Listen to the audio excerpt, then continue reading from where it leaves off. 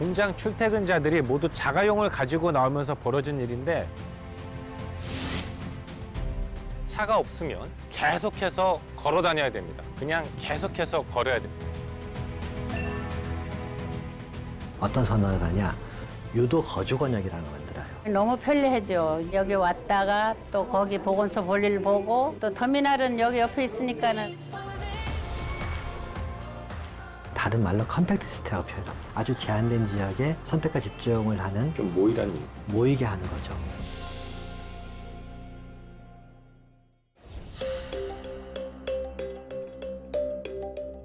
한적한 시골길은 차가 막히는 법이 별로 없습니다.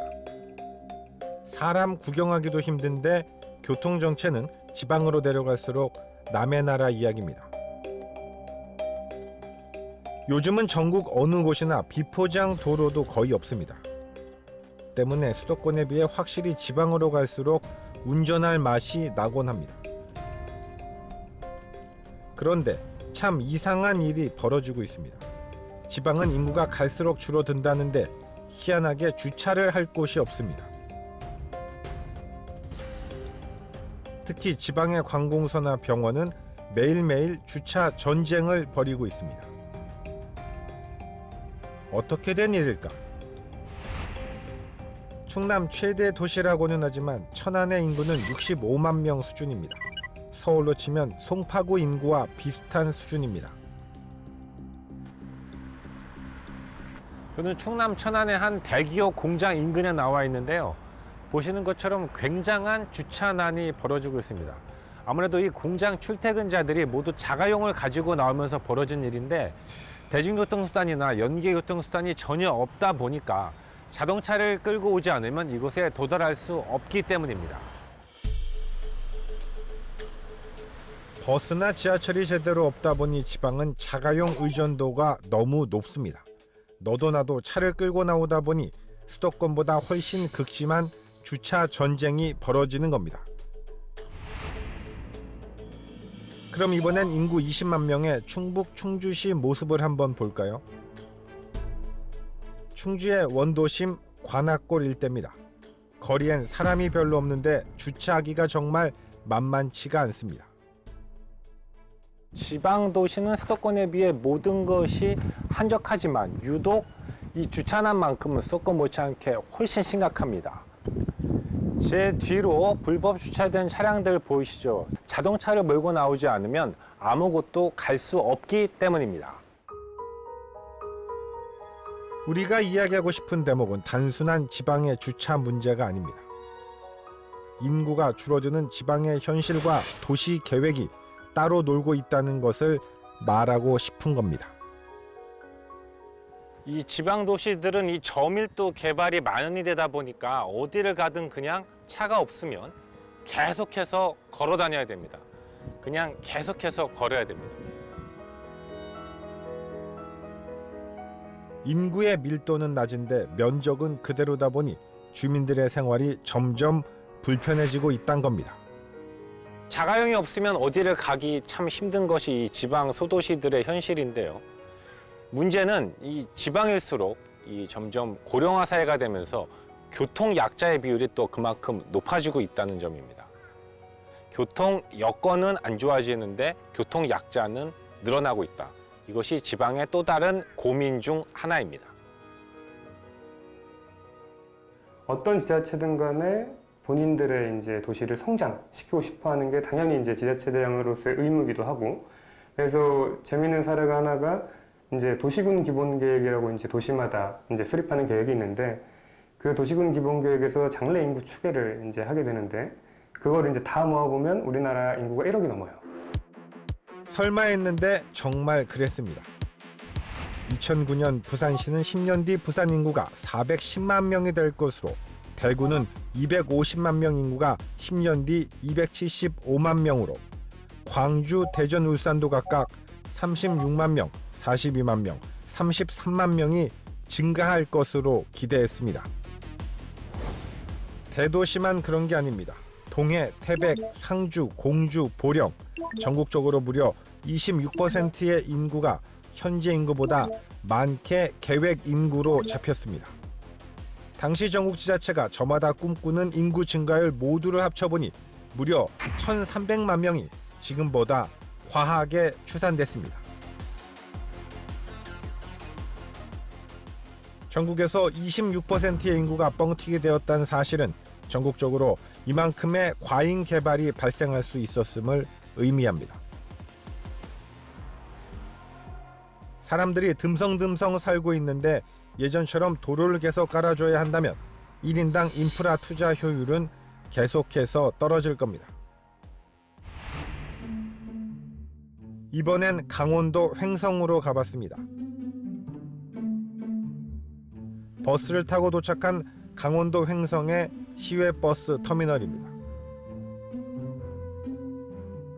그리고 이 옆엔 종합사회복지관과 보건소가 함께 있었습니다.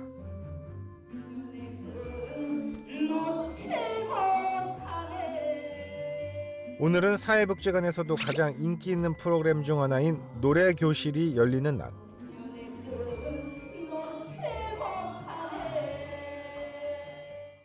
여기 와보니까 예, 터미널이 있고 예, 복지관이 있고 보건소가 있고 모여 있어요. 예, 예. 옛날에 떨어져 있었잖아요. 예, 예, 이게 떨어져 붙어 있으니까 어떤 게 좀 좋은 것 같으세요? 아니, 너무 편리하죠. 이제 보건소에 우리 연세가 많다 보면은 보건소도 갈 일이 많은데 여기 왔다가 또 거기 보건소 볼 일 보고 그래 가고 또 터미널은 여기 옆에 있으니까는 기억이 잘 나잖아요.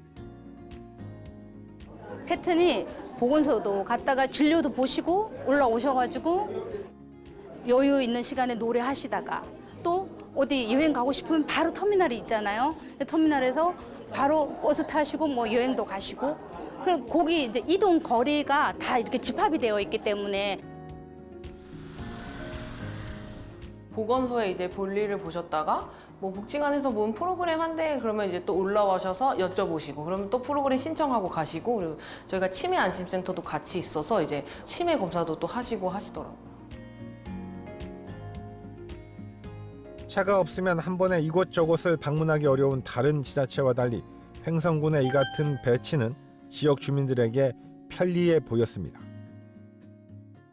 이제 바로 뒤에 보면 지금 버스 승강장이 있죠. 이것은 이제 이 횡성군 내에 그 관내 교통을 책임지는 그런 곳이고요. 조금 더 뒤로 가면은 또 시외버스 터미널이 있죠. 이것은 이제 횡성에서 뭐 원주라든지 또 서울이라든지 이런 교통망에 연결이 되는 그런 곳입니다. 횡성 내부에 대한 교통망과 함께 또 외부로 나가는 그런 교통의 요지에 이런 시설들이 준비가 돼 있습니다.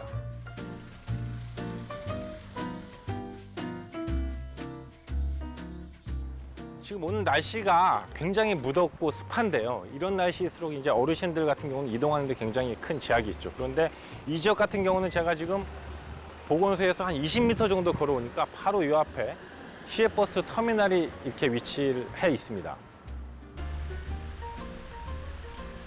여기에서 걸어서 갈 거리는 한 900m 정도 지점에 횡성군청이 있습니다. 그리고 지금 잘 보이지는 않지만 오른편을 돌면은 우체국이 있고요. 또 여기서 불과 2km 정도 떨어진 곳에 횡성역이 있습니다.